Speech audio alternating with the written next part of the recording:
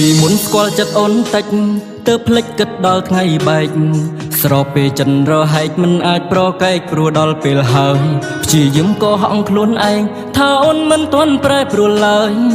តែតាមពិតចុងក្រោយអូនអស់ស្និទ្ធហើយអស់ស្និទ្ធក្បែរបងមានអារម្មណ៍ថាឈឺចាប់ខ្លាំងមានអារម្មណ៍ថាអត់ចង់រស់មានអារម្មណ៍គ្មានអ្វីអាចជួសជុលរឿងកន្លងអូនប្រឹងភ្លេចញ៉ែបងប្រឹងចាំខ្វែងគំនិតមិនសមបំណងហេតុតែនៅស្រឡាញ់អូនទៅបនៅឈឺផ្សាអ្នកណាក៏ដឹងថាយើងពីរនាក់ពីមុនធ្លាប់សង្សារនឹងគ្នាបើសិនបែកពុំងារតើឲ្យបងគិតយ៉ាងណាអ្នកស្គាល់ច្បាស់ជាសួរបងពេលដែលបាត់រូបជីវ៉ាតើបងឆ្លើយយ៉ាងណានឹងសំណួរគេសូម្បីពេលខ្លាំងមិនបានជួបអូនក៏ក្នុងចិត្តបងនៅមិនស្ងប់ទុំរំស្នេហ៍បាញ់ចប់គឺបងធ្វើមិនបានទេបើប្រាប់គេអូនបែកបងក៏គេមិនអាចជឿដែរព្រោះពីមុនចិត្តស្នេហ៍អូនស្មោះបងខ្លាំងណាស់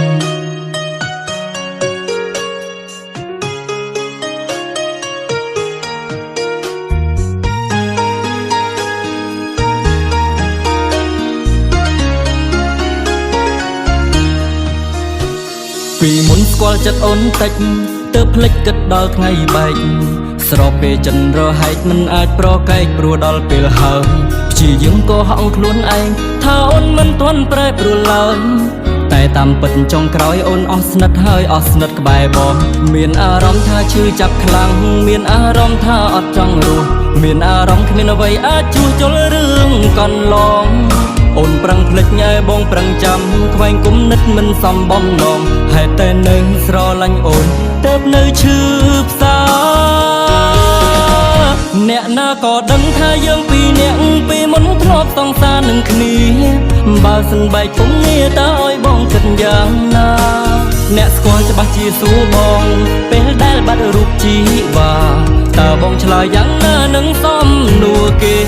សូម្បីពេលខ្លាំងមិនបានជួបអូនក៏ក្នុងចិត្តបងនៅមិនស្ងប់ទុំរំស្នេហ៍បាញ់ចប់គឺបងធ្វើមិនបានទេ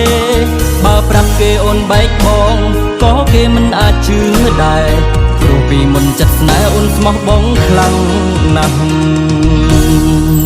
អ្នកណាក៏ដឹងថាយើងពីរនាក់ពីមុនធ្លាប់សង្សារនឹងគ្នាបើសិនបែកពុំងារតើឲ្យបងគិតយ៉ាងណាអ្នកស្គាល់ច្បាស់ជាសួរបងពេលដែលបាត់រូបជីវ៉ា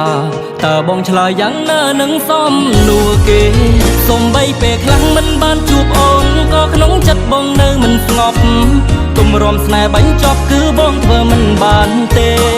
បើប្រាប់គេអូនបែកបងក៏គេមិនអាចជឿដែរព្រោះពីមុនចិត្តស្នេហ៍អូនស្មោះបងខ្លាំងណាស់